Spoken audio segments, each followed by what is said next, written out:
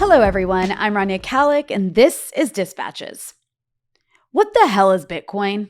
What's cryptocurrency? What are NFTs?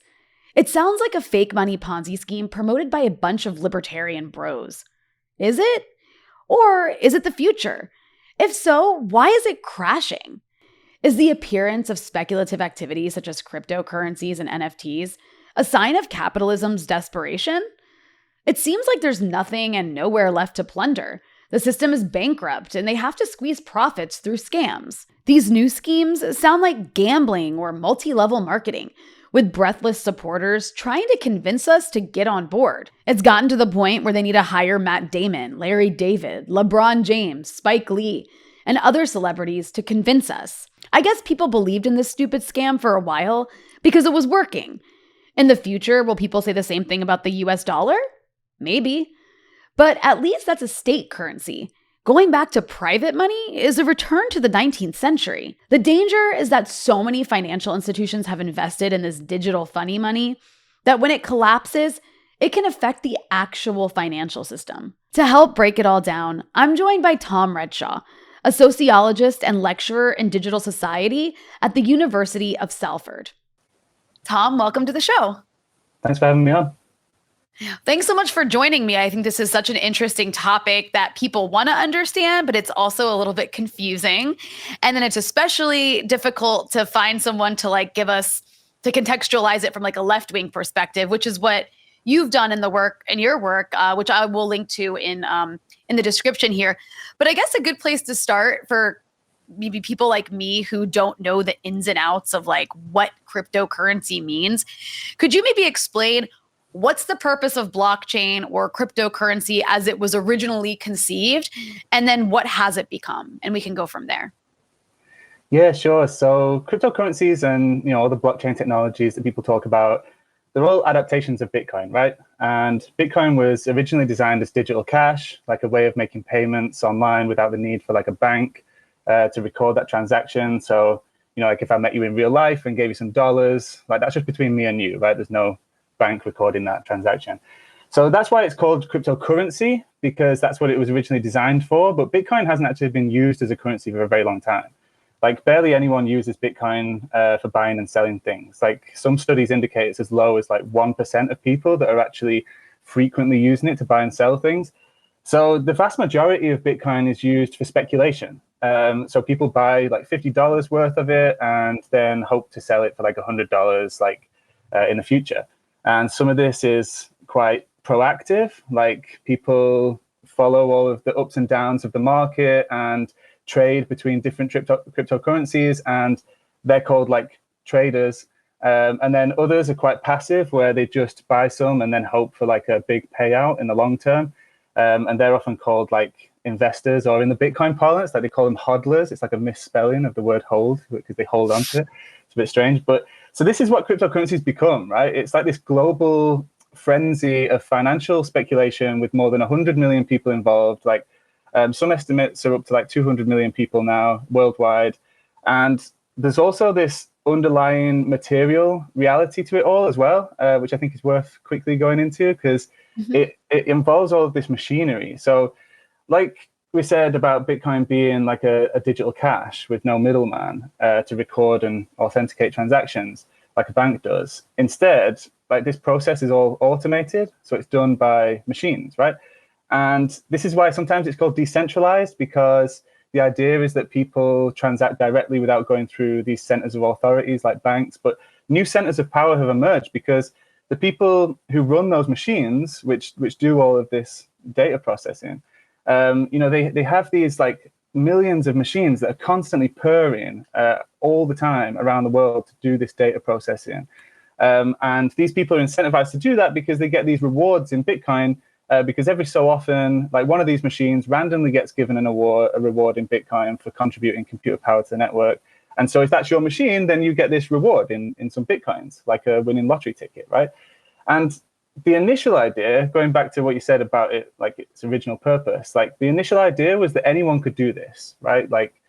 Anyone with a personal computer at home might be able to participate in running this network. So it did have this slight communitarian aspect to it at the beginning, which briefly made it appeal to some people involved in like Occupy and some other left-wing anarchist groups, especially because this was the same moment when, you know, the banks had just crashed the world economy. But very quickly, like the amount of energy that was required to do all of this data processing, what they call mining, it just increased so much that only very expensive and powerful machines could actually do that job. And coupled with that, you also had like a lot of people who were doing that getting increasingly frustrated about the randomness of the reward system. So, you know, if you could be putting all of this computer power into the network and not really getting many rewards, so what do? You pool together with other people, and then you increase your chances of having the machine that gets the rewards. So these two trends over time meant that there was this huge concentration of power where now you just have like five big capitalist enterprise firms that are responsible for 75% of all the computer processing in the network. And these are big multinational capitalist enterprises, right? So yeah, like what started ostensibly as a digital money that some people said could be run by like, you know, anyone. Has suddenly just morphed into this multi-billion-dollar gambling industry that's run by just a handful of private firms. And the worst thing is, like, it replicates all the worst excesses of finance capitalism, but has none of the constraints or safeguards. Jesus. And I want to get to like that's sort of like the libertarian aspect of it, because I mean, I've heard some people preach about this as like revolutionary. People I even know, it's revolutionary. This is how we're going to bring down like the repressive governments of the world. And I want to get into that. But I guess you kind of answered my next question, which is, can it exist outside of capitalism, or is it totally part of the capitalist system? And it sounds to me like it's completely part of the capitalist system at this point. But is there a way for it to fit into a leftist system at all at this point? Because you do hear some people, some segments of, I don't even know what the left means sometimes, but some segments of it try to make that argument. Yeah, I think there's two things going on here. I think there's one, which is the industry, and then two, which is the technology. So I try and keep an open mind about this, because I do know that there are some good people working on projects that explore what crypto as a technology could become. And maybe we'll talk about that a bit more. But I personally, I just can't look past the fact that it's become this huge, destructive, multi-billion-dollar industry that crypto is. Like, that's what it is right now, regardless of some ideas about what it could become differently. And it's not even an industry that like makes any commodities that would be useful. Like you know, during the pandemic, there was some like manufacturing industries that repurposed themselves to make stuff that was more useful for society, right? So here in London, there was like a gin factory, which just shifted to becoming a factory for hand sanitizer. And because that's what society needed, right? That's useful, yeah. And like, theoretically, there's loads of industries that you could do that with. And this could be done by a number of different ways on the left, like, you know, whether you believe that we should have like a democratically elected socialist government that brings things under public control, or you're a bit more anarchist and you think that workers just should just seize control of the factory, right? But if you did that with crypto, like, I don't know what you would be able to make from it. It's just a system of like profiteering with not that much underneath. I guess one of the claims I've seen, which I have not seen validated, is the idea that cryptocurrency could be a workaround for sanctions or something. Like sanctioned countries could use cryptocurrency. I've seen that said, but I've never seen that actually done in practice. I don't even know if it could. There's also like, there's WikiLeaks was taken, PayPal said that WikiLeaks couldn't use PayPal. This is a way for organizations, whistleblower organizations like WikiLeaks, to have a way to continue to receive funding, which I don't think has played out either. But I'm curious if you have a response to that claim. Well, this is where, like you say, some of the left-wing like claims come in, and I have met some people who, are working on things like local currencies, platform cooperatives, mutual aid programs, and these things are well documented by this podcast called like Blockchain Socialist, or this academic research center in Madrid called P2P models, but they haven't really found any major breakthrough cases, right? Like most of what they've found are quite small experiments among local networks of techies and artists that are dwarfed by the cryptocurrency industry.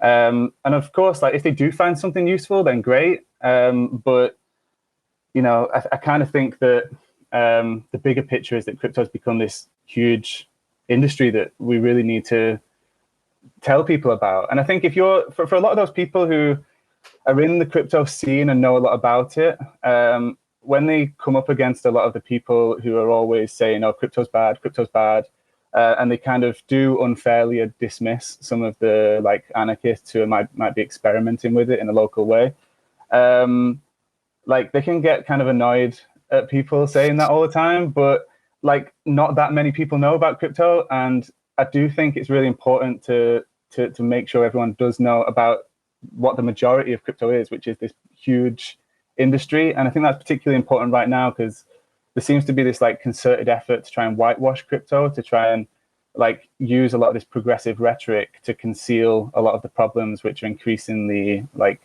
being revealed about it. So it's getting this increasingly bad reputation in like academic circles and things like that. So I think the cryptocurrency industry is trying to get in front of that by funding some campaigns to make crypto sound a bit more progressive. And I've got some examples of that, which are a bit strange, but yeah, I think that's why the priority needs to be making sure that everyone knows how bad the industry is. And I guess like one final thing is that a lot of these like experiments, they're quite defensive. Like I think we can afford to be a bit more ambitious than that on the left. Like a lot of these like experiments are about trying to hide what a small network of people are doing, or try and hide some assets, to make sure that some people can't seize assets, like you said, so that they can send them to people like WikiLeaks or whatever. But you know, I think we should be looking to seize assets. I think there should be ways to seize assets, right? I think it was 10 years ago when this report found that the super rich had $20 trillion hidden in tax havens, right? And like $20 trillion is really hard to imagine. I teach this stuff sometimes, and I use this like little meme where there's like a guy who stood, you can look it up, it's like there's this guy who stood in like a room with like cardboard boxes, each of which have about $10,000 in or something, right? And you see how much of that fills the room if it's 1 million. And then you see how much of it fills the room if it's 1 billion. And you can't even see the man when they do 1 trillion. So this is like an insane amount of money. And, you know, that was 10 years ago. And it's all just kind of like legally hidden in these places. Mm-hmm. God knows how much they're getting away with like illegally. And we should, the left should be like, you know, demanding that we seize that kind of stuff because it's been stolen from countries and hidden in these treasure islands. So, right. So yeah, no. Meanwhile, just you saying that makes me think of the fact that like also in the U.S. I don't know if you know this, but in the U.S. now they make it so that like gig economy workers, if they get more than like $600 on like these sort of like Venmo type apps, they have to like report it to the IRS. But then you have like when you compare like a few $100 that people are getting here and there to like $20 trillion, it's completely insane. But you know, I've also heard the argument that the cryptocurrencies can be looked at as a Ponzi scheme because, like you mentioned, it's not like they're being used for transactional purposes. Like you can't use cryptocurrencies, at least for most things. You can't purchase things with cryptocurrency for the most part. It's something you buy, and then, like you mentioned, you hope to sell at a higher price, and then it's like stock market gambling, but on a bigger or like less regulated scale. So wouldn't that just be a Ponzi scheme, or is it like another kind of scam altogether? How long have you got? Like this is it's absolutely full of scams. Like the whole industry is full of scams. Like you know, there's actually like one study from 2019 that found that $76 billion worth of illegal activity per year involves Bitcoin. So like most of it, it's insane. Like most of this is like scams, but there's also things, you know, like money laundering, darknet markets, because that's another reason people use Bitcoin, right? They can buy drugs online. And it's worth taking the risks of it going up and down if you want to buy something illegal, I guess. Right. And there's loads of other crimes like that. But yeah, scams are the biggest one because, like you say, they can just generate all of this hype, and then loads of people pour a load of money into it, and then they can just disappear with that money. So yeah, like to give one example, recently there was this like Squid Game scam. I don't know if you heard of that. It's that was like obviously based on the Squid Game Netflix show, and a lot of investors thought that they were buying these Squid cryptocurrency tokens that were going to be a ticket to use this immersive online game based on the series.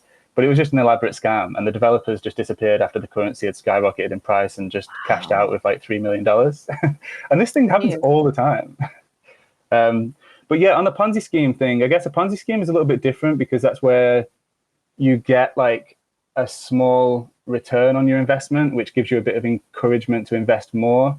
And this kind of like drip feed, like this is what Bernie Madoff did, right? Like this little drip feed of small returns can encourage you to keep investing and encourage other people to get involved.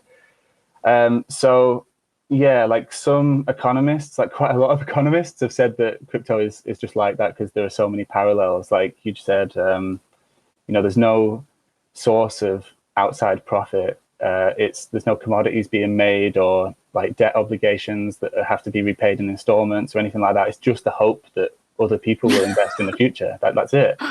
And yeah, again, like a Ponzi scheme, the people who are running the whole system just hoover up everyone's profits and can just disappear with it at any moment. I mean, there's actually one historian who wrote an article for the Financial Times not long ago, and he said that it's actually worse than a Ponzi scheme because in a Ponzi scheme, it's like a negative sum game. So like, like people like Bernie Madoff, like they can only really, the damage they can do is just taking everyone's money that the investors put in. Whereas what crypto does is obviously leave this huge trail of destruction because it uses so much hardware and electricity across the world. So in that sense, he said it's like a negative sum game. Yeah. Actually, can you talk a little bit about that, about the environmental dangers of this like digital money system? Because it's quite extensive, the amount of electricity it requires. And especially like when it takes place in developing countries that typically have like poor electricity infrastructure. I know in Iran, for example, there's a lot of Bitcoin mining there, and like it'll cause blackouts. Yeah, I think that's why some countries like that have sought to ban it, because of the like impact it has on the local energy markets. But yeah, we've already kind of mentioned all the industrial machinery that is required to power the Bitcoin network. And like you said, it's quite well known now, but it is worth just like reflecting on the scale of this. Like, so some of the recent estimates about the Bitcoin network alone, and obviously there are other cryptocurrencies, like Ethereum is a big player in the crypto space, and there's other cryptocurrencies as well. But just focusing on Bitcoin alone, like that requires as much electricity per year as Thailand, which is obviously a country of nearly 70 million people. It emits as much CO2 per year as the Czech Republic. And one other estimate said that it consumes like the same amount of energy per year as all the other data centers in the world combined. So it's like practically the same as the rest of the internet, like Bitcoin. And it doesn't even stop there. Like all of the hardware that it burns through, like because all these computers just get like burnt out so quickly, and that means that it generates as much electronic waste per year as the Netherlands.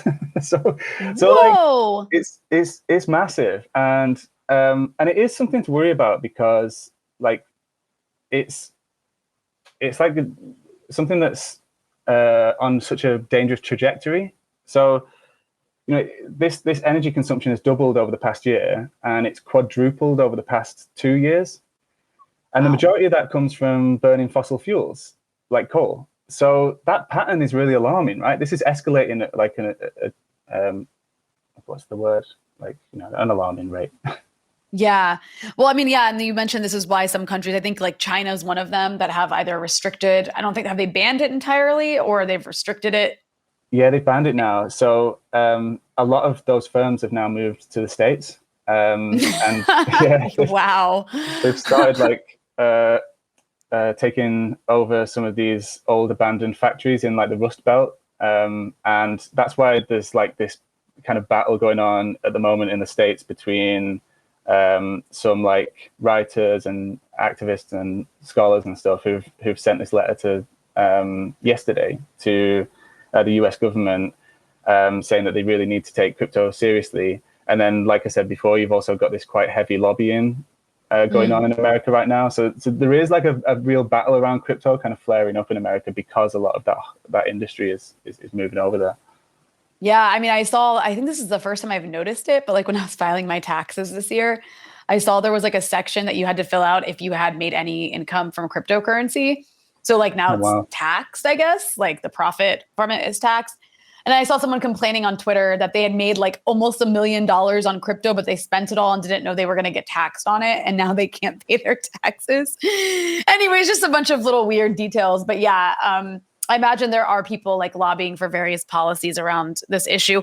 But here's a question, because like a question I want you to answer to, and I want you to answer it in a way that like you would answer to somebody who is like technologically illiterate, because I'm kind of like that.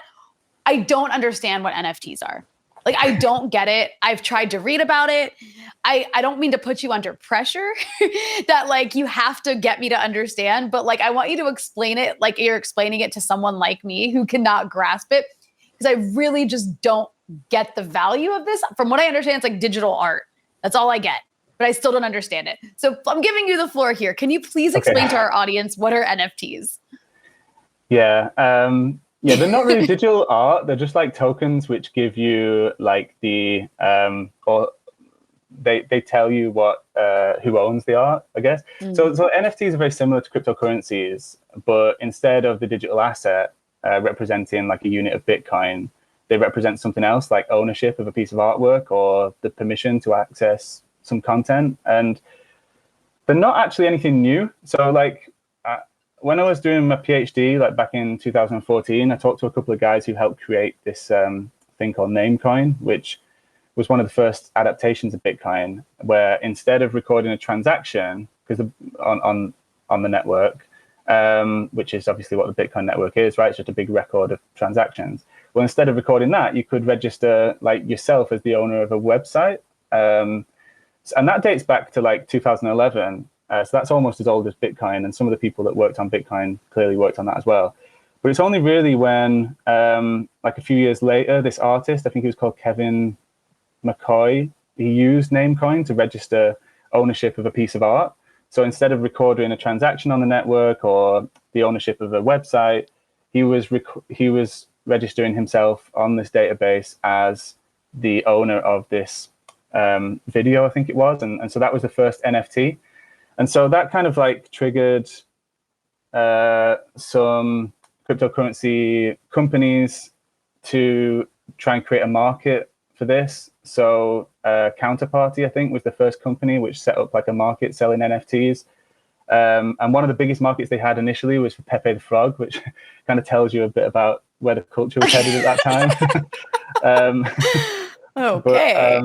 But yeah, like some of the others, obviously, like the ones that people have seen, you know, when it hit the mainstream, were just through a load of dumb celebrities doing pump and dump schemes where they would just use their celebrity status to generate loads of excitement about some kitschy trash like a monkey in sunglasses, and then people would buy a little bit of that. And I think it appealed to some people in like the kind of overlap between the tech and the art scene, I guess, because in these networks of artists and gamers, they thought it presented possibilities for acknowledging authenticity and scarcity without registering with a big platform company, because your like ownership or like authorship would be registered on this like Bitcoin style database instead of being run by like, you know, Apple or something.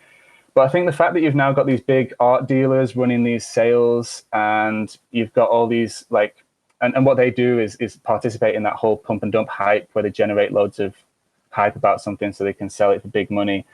I think the fact that they're all entering that space now just kind of debunks the idea that NFTs can keep out the corrupting influence of big corporations. So yeah, I think they will stick around for a while, NFTs, because I think a lot of big corporations in the culture industry are investing in them so that they can make like collectible items, like Pokemon cards or something, but for sports teams. And I swear, I think if I'm not mistaken, like I remember Paris Hilton maybe was like pushing NFTs at some point, or still is. I have no idea. That was a really good explanation. I still don't quite like get it. And I guess the reason I don't get any of this stuff is because it's like, what's the point? It just sounds like fake money. You can't buy food with it. Like you can't buy shelter with it. You can't buy clothes with it. As far as I know, like maybe there's certain places that you can, but for the most part, like in normal life, I can't go shopping and buy the things I need to survive with this digital currency.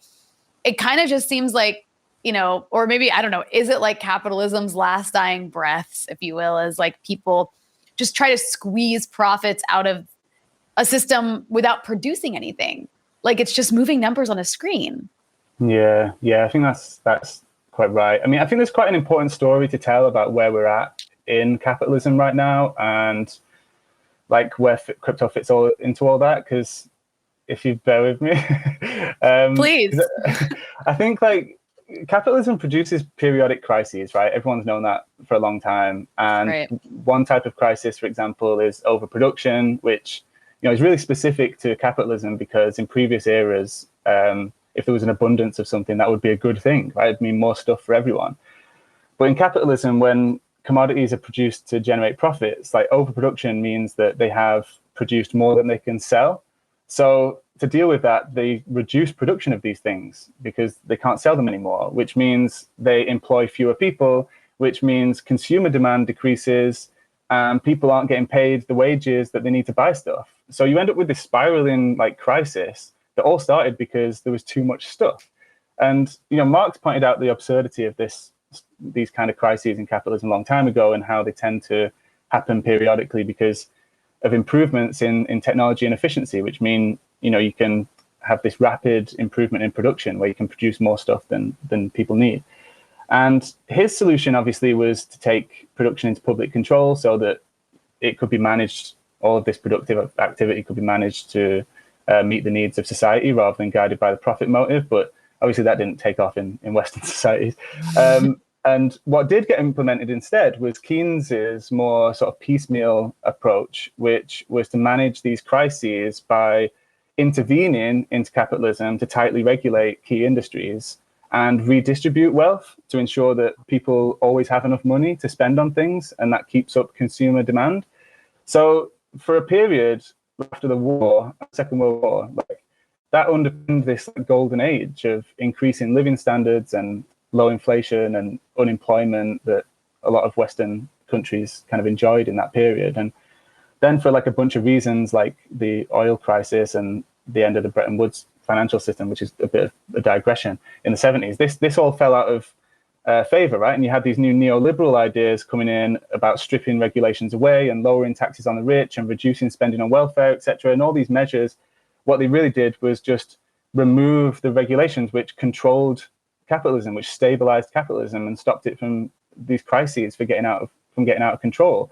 And so once they were removed again, you started having all of these like wild speculative activities, overproduction, like all of this stuff that capitalism just produces all the time, and all of it was going on unchecked. And then eventually, obviously, that all collapsed in 2008. Now, I think the point I'm getting to with crypto is that there was a real criminal moment after the financial crisis for me that wasn't just about the banks who'd gambled everyone's money away. It was that you had, like in the US, this apparently progressive president who came in on a wave of popular support for change. Remember, like Shepherd Fairey's like hope. Yes, we can. Yes, we can. Yeah. And he did nothing to rein in the finance industry. Like I didn't expect Obama to nationalize the banks and steer the US towards socialism, although he could have done that. Like I think maybe, but he didn't even reintroduce some of those modest like Keynesian measures to just prevent this from happening again. So I think this had like a couple of big impacts on crypto, or things that tell us a lot about crypto. Because like one is that it eroded people's faith in the capacity of politics to change society. Yeah. So because Western governments around the world stepped in to bail the banks and just punished the rest of us for that by burdening us with the debt, they demonstrated like no ability or desire to stand up to the banks. And so obviously if a new currency comes along and says it's anti-government and anti-bank, then that does appeal to people a little bit more in that moment, as do, you know, demagogues who say they're going to bring down the whole system, right?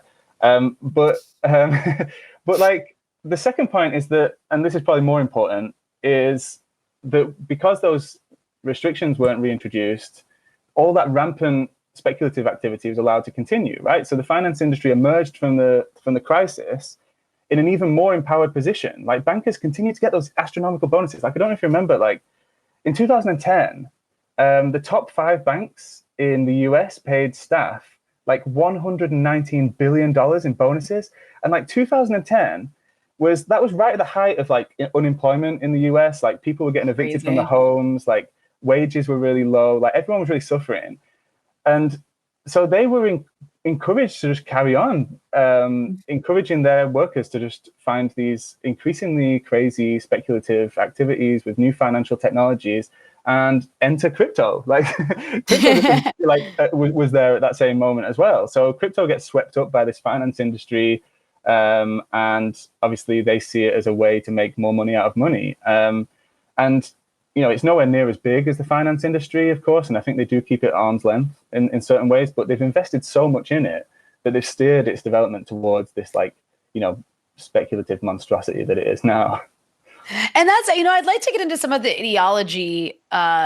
If it wasn't maybe behind crypto up at the beginning, I think it was a bit, but like now it certainly is. It's the sort of libertarian origins, libertarian influences over things like Bitcoin. And you've actually written about this. I'm just going to quote you real quick, and then I'll let you, you know, elaborate. You write, while there was some degree of ambivalence to the politics of early Bitcoin users, the anti-establishment populism that now characterizes this subculture is fervently right-wing. On the one hand, this is due to the enduring libertarian ideas that inspired Bitcoin's design. Indeed, because many of these ideas are embedded in its functionality. Learning how Bitcoin works often involves learning libertarian economic theory and its implicit political premise that free markets are the best solution to social problems. And I could go on because what you wrote is excellent, but I just want to give you a chance to maybe elaborate. Can you explain to our listeners and viewers, like, what are the libertarian origins and / influences over cryptocurrency? Because I think that this is one of the reasons why it's so easily mistaken for being anti-establishment and being something maybe revolutionary, because libertarianism does have that sort of like fake populism to it. Yeah, sure. I mean, I was like kind of emphasizing some of the communitarian aspects to it before, but yeah, the majority of people involved in Bitcoin's development were libertarians who were designing it and developing it to advance libertarian politics. And what I mean by that is that, you know, it was designed by a group of tech enthusiasts who shared concerns about how the power of nation states was going to control what happens on the internet, particularly around how people could exchange money across the internet. So these people started to collaborate on building types of digital cash that people could use without banks, and importantly for them, like outside the purview of governments, because they wanted these extreme free markets where the government couldn't intervene. And for some of them, like I said before, I think there was a communitarian aspect to that, because they thought, you know, this could be a type of money that people run by themselves. But a lot of them were inspired by like neoliberal or what they call Austrian economists who argue that capitalism is the answer to everything, basically. So, like, firstly, the idea of currencies that are run by private companies, which is ultimately what Bitcoin's become, instead of governments, like, clearly influenced a lot of them from the get-go. And that's straight out of neoliberal economic theory, right? Friedrich von Hayek wrote a book called The Denationalization of Money, where he made that argument back in the 70s. And then secondly, they programmed Bitcoin to have a finite supply, right? So once there are 21 million Bitcoins that have been produced by its algorithm, like that'll be the final amount of Bitcoins that can be produced. It'll just stop producing them. And this was inspired by libertarian theory as well, like by people like Karl Menger, like one of the pioneers of kind of early Austrian economics, which became kind of neoliberal economics. And he said that like gold was the best form of money because it was a scarce commodity. And then finally, they didn't just make it so that only 21 million Bitcoins could ever be produced. it's also got this predetermined like program where Bitcoins can only be added to the supply at like a fixed rate. So at like a regular intervals, a certain amount of Bitcoins that's been predetermined, like pre-programmed, is added to the supply. And again, like this is straight out of neoliberal theory. This is what Milton Friedman was saying in his work when he proposed this exact thing. He called it the K% rule. And there's even a video of him somewhere on the internet. I think it was back in the 90s. And he's saying like someone should invent a computer to replace banks that does this. So, you know, it's clearly straight out of libertarian theory. And, you know, there were a lot of free market libertarians involved in its early development, and it's continued to attract a lot of interest from them since because of how much it reflects what they think a good economy should be. And yeah, like when I said that it's embedded in its design, I just meant that those aspects of how Bitcoins are produced and how regularly they're produced and all that are clearly influenced by right-wing economic theory. Yeah, and then that's a really good explanation, and it's really alarming too because they've got all these celebrities they've paid them a lot of money to do commercials. You have, like I mentioned in the opening, you've got those like Super Bowl ads from people like Matt Damon, and there was like the funny one by Larry David, and then LeBron James, and then I think there's one I want to show, which I know a lot of people have talked about, but it's worth watching because of just like how downright it's kind of sleazy. Because what you have here is, I believe you can see that. Okay, this is an ad. I'm going to play some of it. I'm not going to play the whole thing. This is an ad that was done was featured in it as Spike Lee, right? And Spike Lee, of course, is this like Hollywood icon associated with addressing racial tensions and with turning the angry Black voice into art, with telling the story of Malcolm X. And then here you have him participating in helping cryptocurrency, helping Bitcoin exploit his reputation to target economically and socially marginalized people and convince them that embracing this new form of capitalism is some sort of act of rebellion. And so I'm going to play it, and then I want to just like discuss a little bit about it. So I hope we can, let's see. Let me know if you can hear this. Yeah? Okay. Our currency is not current. Old money, as rich as it looks, is flat out broke. Don't believe me? I got the receipts. We call it green, but it's only white. Where's the women, the Black folks, and the people of color? Native Americans got a nickel. A nickel! People don't even stop and pick up the nickel off the sidewalk. 7 million Americans have no bank account. 20 million are underbanked. Old money is not going to pick us up. It pushes us down, exploits, systematically oppresses us. But new money is positive, inclusive, you don't have to wear no fancy lace. Fluid, strong, culturally rich. Where status is anything but status quo. Do your own research.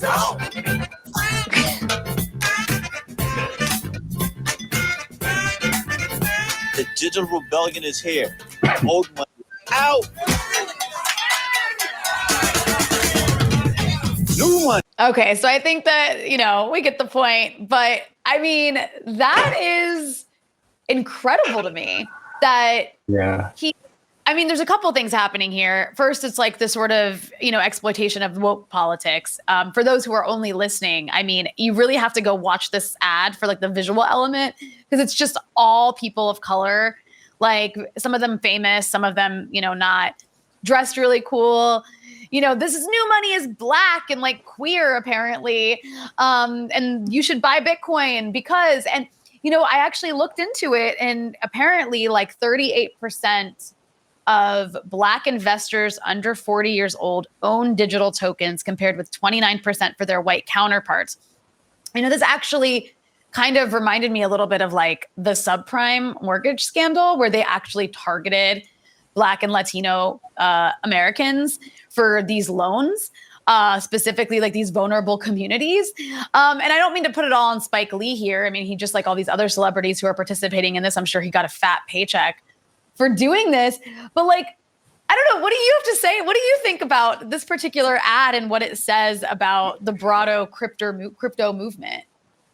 Yeah, I don't want to badmouth Spike Lee too much. Like, I like Do the Right Thing and, and all of those films, but yeah, when he says like dollars are old money associated with racism and exploitation, like fine. But then he says crypto is like the new money and it's inclusive and it's against the status quo. Like, I just feel like he's been deceived, you know, like into promoting this industry that he doesn't really understand, because there's nothing equal or inclusive about a market where just 0.01% of accounts control 27% of all the currency in circulation.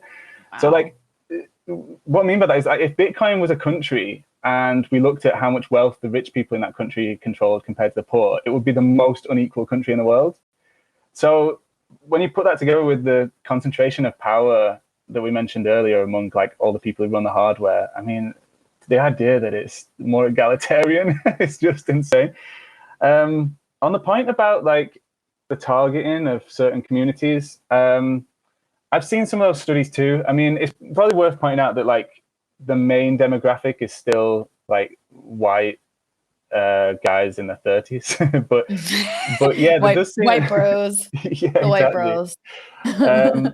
But it does seem to like have like a higher proportion of users among like certain minorities, and I know that like Latino groups, there's a really high proportion of like Latino people in the US that hold crypto, and my guess there would be that, you know, they're targeted with ads about remittances because, you know, you can send money to people in other countries without paying the fees like these big remittance firms like Western Union charge. And, you know, a lot of people in Central American countries rely on that stuff, right? And obviously it's not really the long-term answer, because, you know, if you saved up some money and then sent it to a relative in another country, and in the middle of it being passed through this really clunky Bitcoin network, the price crashed, and you'd be devastated, right? Like, so I don't think it's the answer to that. And yeah, on that, I don't know about the parallel with like because you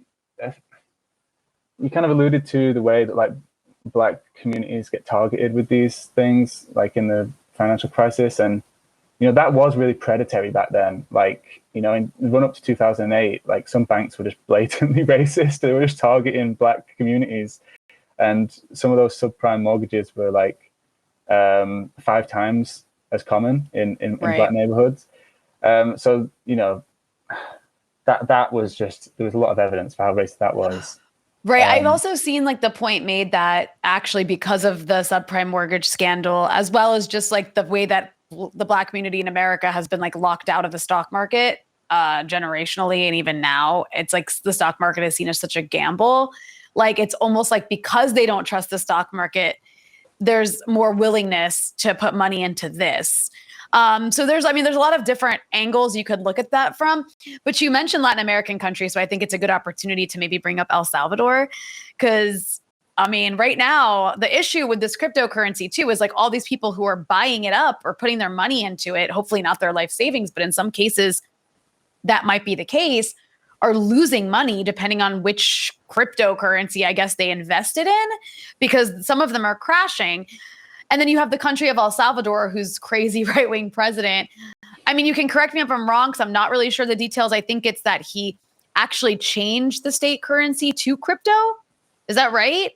So I think like the dollar is still like a national currency, but he introduced a law making Bitcoin legal tender. So like you have to accept Bitcoin now in El Salvador if someone wants to pay with it. So it's not like the only currency in town, but yeah, like you have to accept it now. And when Bukele announced that plan in June late last year, like Bitcoin was trading at about $30,000. And by the time he actually like made it into law, Bitcoin had shot up to an all-time high of nearly $70,000. So you can see what the crypto industry get out of that, right? As a publicity stunt, it just raised so much hype about how Bitcoin was going to become a new like currency somewhere. So, I think it doesn't work very well as money for all the reasons that we've kind of alluded to already. It's clunky. Like, it processes about 5 transactions per second, the Bitcoin network, whereas Visa can process about 25,000. So, it's just really clunky, like stuff. And obviously, it was also a bit of a mask-off moment for a lot of libertarians because these are people who claim to be against authoritarian governments and also against governments that create a lot of debt. And they suddenly embraced this authoritarian government who took on loads of debt to buy Bitcoin. so yeah. But what Bukele gets out of it is a bit harder to see. Like, I think it was mostly a desperate stunt to attract global capital. And he probably thought that it would appeal to some Salvadorans because of the remittances issue that we mentioned. But it was obviously a big, risky gamble. And I do think there's some oligarchs. The last time I read about the situation there are some oligarchs in the region who are now looking at alternatives to bankroll, like other people on the right, because they just think that he's a bit of a lunatic now. But his profile really fits Bitcoin, right? He really epitomizes a lot about Bitcoin because, he's someone who he built a brand of himself as this rebellious outsider, right? Taking on both the parties of the left and the right. He was actually kicked out of the left-wing party in El Salvador for sexually abusing someone or something. And then after that, like, he pours loads of his time and money into like social media, hyping himself up as this kind of messiah. Like, if he could sell shares in himself, like, he would. Like, he just suits that whole crypto industry of generating loads of hype, like down to the ground. So why? Like, why? No, but that's actually a good point you're making. Because I did want to ask you this. Like, why is the kind of person pushing cryptocurrency typically this kind of like sleazy jerk, like sleazy, greedy jerk? Like, why is that the sort of poster boy of cryptocurrency? Yeah, it's more of a psychological thing, maybe. You are a sociologist, actually. No, so. yeah, I mean, I've got some ideas. I mean, I try and steer clear of the online culture around crypto because I think the online culture around anything is pretty insufferable, right? Like, these platforms that we all use just incentivize so much controversy and sensationalism and abuse, and psychopaths are the ones who can navigate that usually the best. So that's why, like, I mean, I guess I'm calling Bukele a psychopath, but like those people can manipulate that the best. And I guess it's probably worse in the crypto industry because investors need to reel in more investors to make a profit. So they probably go a bit harder on peddling crypto as the answer to everything than people who are peddling other stuff need to, like politics or whatever. And I do think, from a sociological perspective, like, crypto does fit into this broader self-help culture that's kind of proliferated in like the neoliberal era. I mean, if you think that for decades, like, politicians and corporate media outlets and stuff that have all kind of moved towards this neoliberal ideology have all been telling us that we're individuals responsible for all of our own failures and successes, and that the social order reflects our personal skills and effort, and the solidarity and collective action that won working people so many freedoms in the past, that's all just nonsense victim culture or politics of envy or woke ideology or whatever. And that what you really need to do is like tidy your room and focus on changing your inner self rather than working with other people. Get up and work. Just get up and work. Yeah, just get up and work, like Kim Kardashian says. Exactly. So it was no surprise that like Jordan Peterson was a big guest at the Global Bitcoin Conference this year. Like, there is a big overlap between... I didn't know that, actually. Yeah. That makes so much sense, though. I feel like he's a good fit. Yeah, like, it's the same spirit of seeing yourself as an entrepreneurial project, so, yeah. And now they're even, like, selling, like, fake real estate. That actually might be the Paris Hilton thing I saw. Like, selling virtual real estate. Like, it doesn't even make sense. Like, you can't live on it. Like, why would I even... Anyways, that, like, it's just the financialization of, like, everything, literally. But, a lot of these like tech, I guess, gods, these crypto gods, they kind of overlap. Not always, because like Elon Musk is a tech god, but he's actually, I think, anti-cryptocurrency. If I'm not mistaken, or he's like, he believes in regulating it or something, at least. But these kinds of people, they speak in these sort of like utopian terms, even when it's so obvious their motives are just like money and power and fame. So, just more of like a broader question, what's the danger of this notion that tech companies, technology, digital money can do good, or that like our salvation, whether it's for hunger or environmental issues, can be found in this sort of digital hardware? I don't even know what to call it.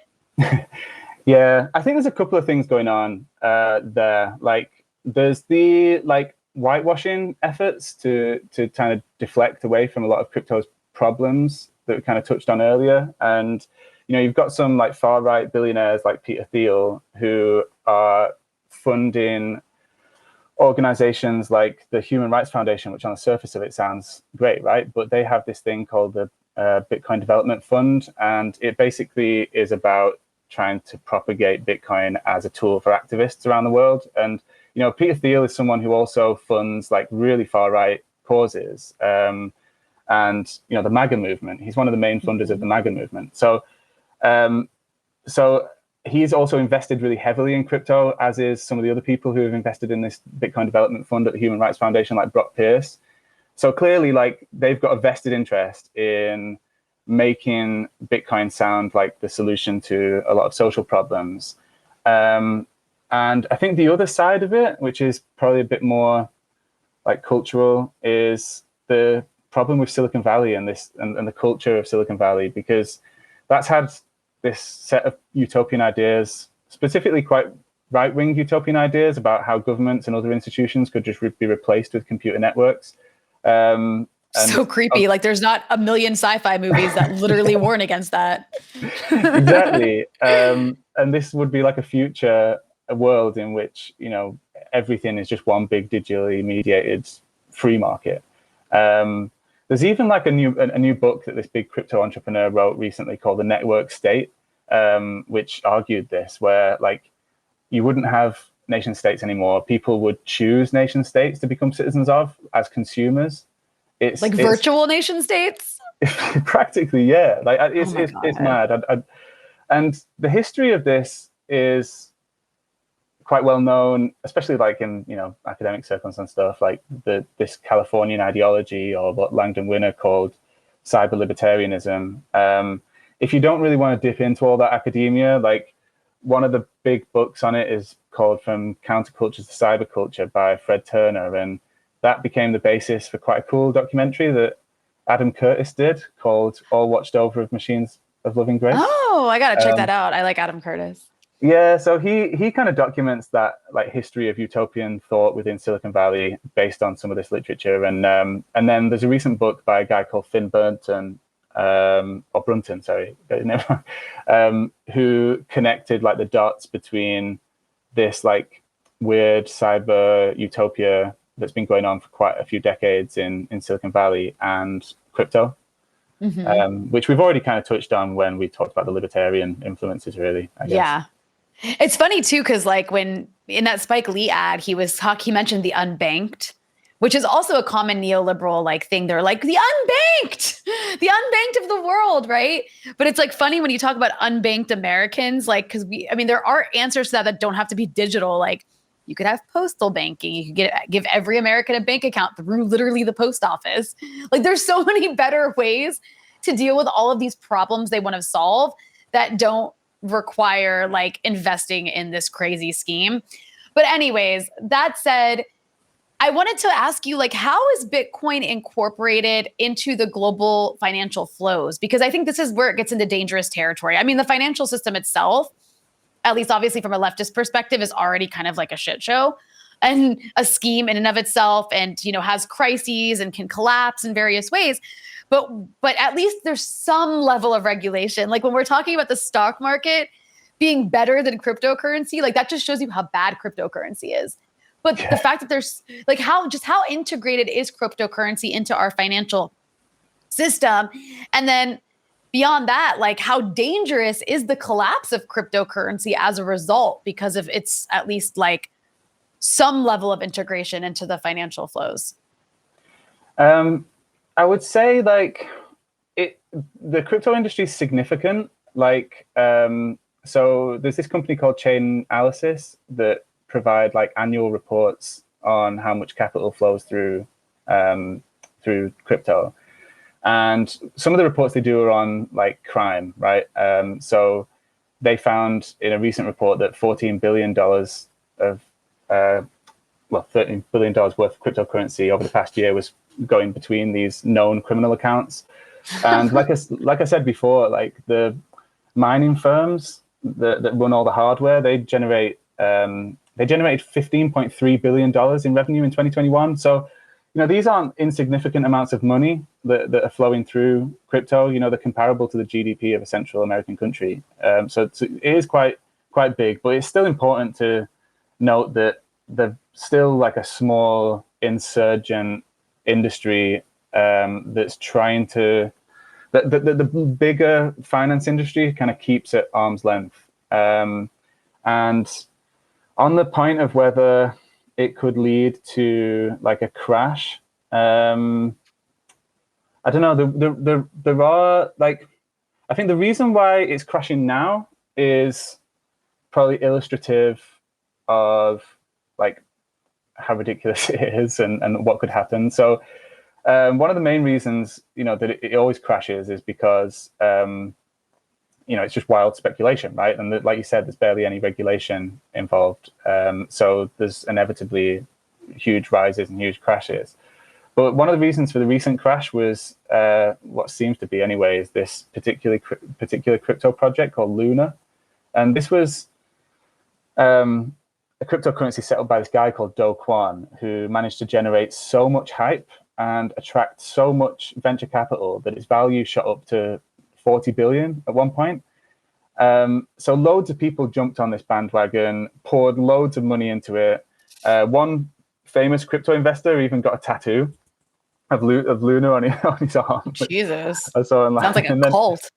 Yeah, it was a bit of a personality cult. This guy like who ran it was a bit like Bukele. He generated like this real personality cult online, and then when some of the big investors started getting concerned about the technology underneath it and how professional the operation was, like they started to disinvest and take out some of the money, and that triggered like this collapse of confidence from other investors all the way down to like day traders, and the value of Luna, this cryptocurrency that they'd all bought, just collapsed and became worthless.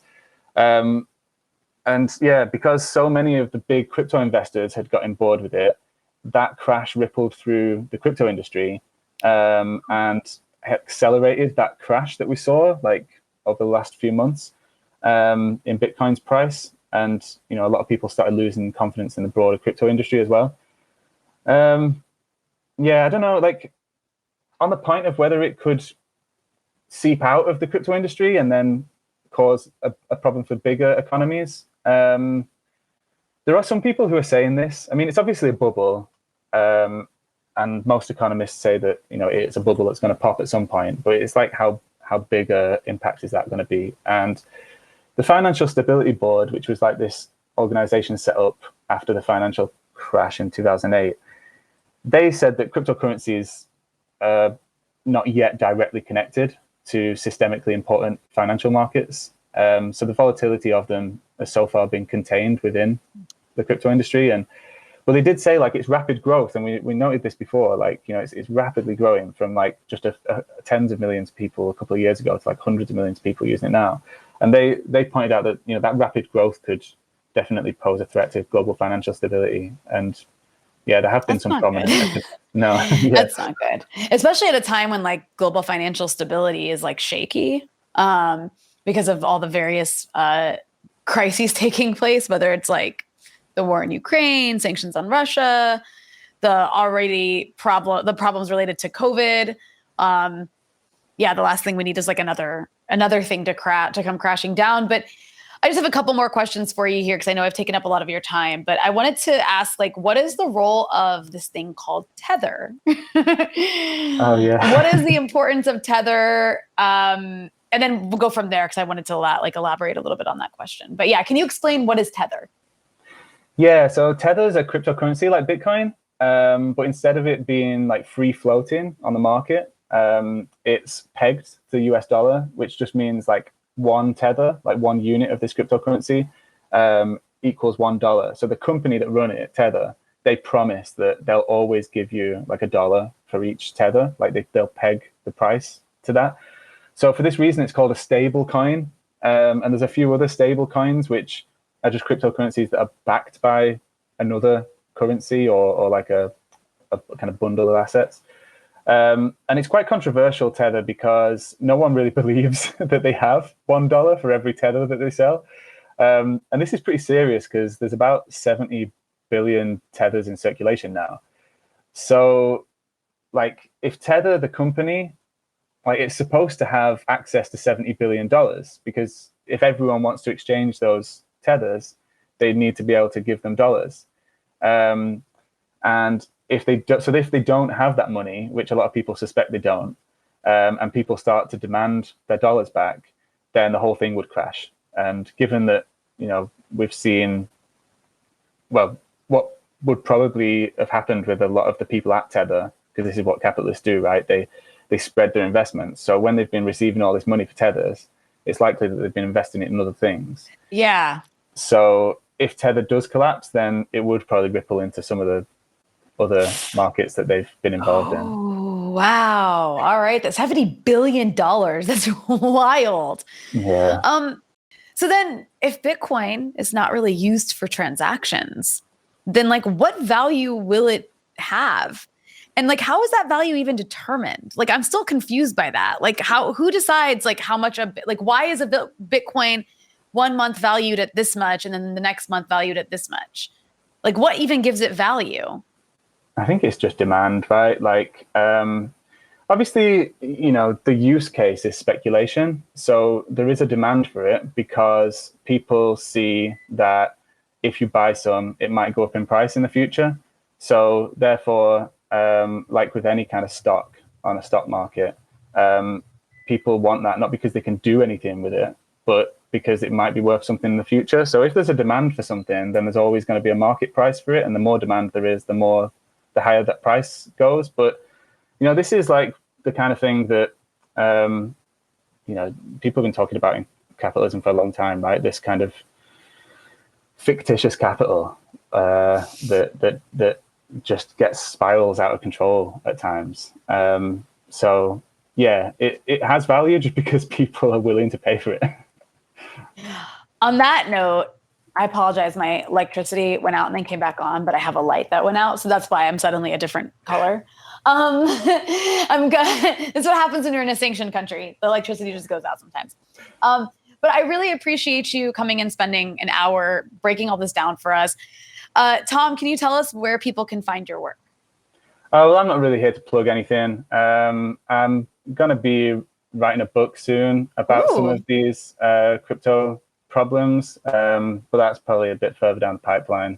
But yeah, that's good to hear. I hope we can have you back on to talk about this stuff in the future, and hopefully to hear about your book once that's ready. But thank you so much for joining me. I really appreciate it.